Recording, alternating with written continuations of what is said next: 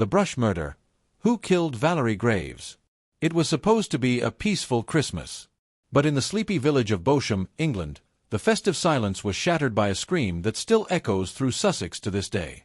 A woman was found bludgeoned to death in a luxurious seaside mansion. No forced entry, no signs of struggle, and no clue as to who did it. Her name was Valerie Graves, and her murder would become one of Britain's most haunting unsolved mysteries. This is Trial and Terror. December 30th, 2013. Bosham, a postcard-perfect coastal village in West Sussex. Narrow lanes, cozy pubs, church bells echoing across the harbor. A place where everyone knew everyone, and crime was practically unheard of. That winter, 55-year-old Valerie Graves was house-sitting for friends who owned a multi-million-pound property overlooking the water. She wasn't alone. Her mother and sister were there too, looking after the house while its owners vacationed abroad. Christmas had come and gone quietly. The family enjoyed dinner, exchanged gifts, and went to bed. By morning, only two would wake up. When Valerie's sister Janet went to check on her, she made a discovery that would haunt her forever. Valerie lay in her bedroom, bludgeoned to death. The scene was horrific. There was blood, a smashed skull, and nothing stolen. The door was locked from the inside. The weapon, a blunt instrument, later believed to be a hammer. Who would kill a harmless, artistic woman in her sleep, and why? To the villagers, Valerie was quiet, kind, and creative. A mother of 2 adult children, she'd once been a vibrant part of the local art scene, a sculptor, painter, and free spirit. But behind her calm exterior, there were signs of struggle. She'd recently returned from living abroad, trying to rebuild her life after a long relationship ended. Friends said she was optimistic, ready for a new chapter. But the murder scene suggested something else: rage. Detectives wondered if someone from her past had come looking for her, or if the killer was closer than anyone realized. The Sussex police launched Operation Ensign, one of the largest investigations in county history. Officers combed through the house. No sign of forced entry.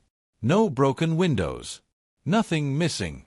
Whoever killed Valerie knew how to get in and out, silently.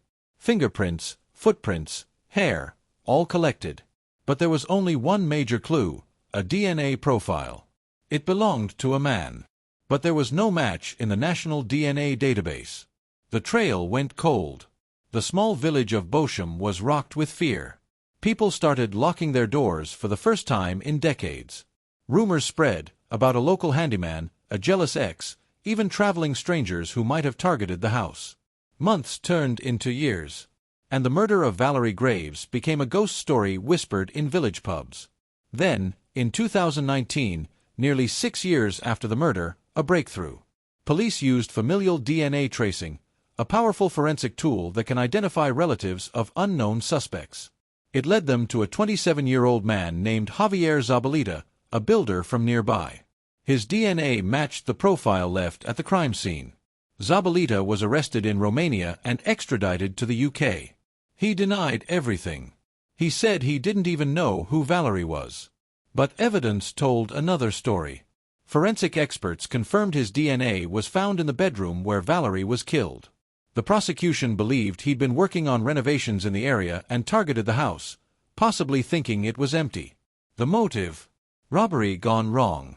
But Valerie's family never accepted that. Nothing was stolen. There were no signs of panic. It was personal, brutal, deliberate. In 2021, Zabaleta pleaded guilty to manslaughter, claiming the killing was not premeditated. He was sentenced to life in prison, with a minimum term of 14 years. For some, justice was finally served. For others, the truth still felt incomplete. Why Valerie? Why that house that night? And what really happened between 10 p.m. and midnight inside that seaside mansion? Valerie's family described her as a talented, gentle woman whose creativity and warmth touched everyone she met. Her death shattered not only a family, but the peace of a village that once thought itself untouchable. The Bosham murder reminds us that evil can hide behind the quietest doors. That even in places of beauty, darkness can linger. And sometimes, the people who seem safest are the ones most in danger. Valerie's life was a story of resilience and art.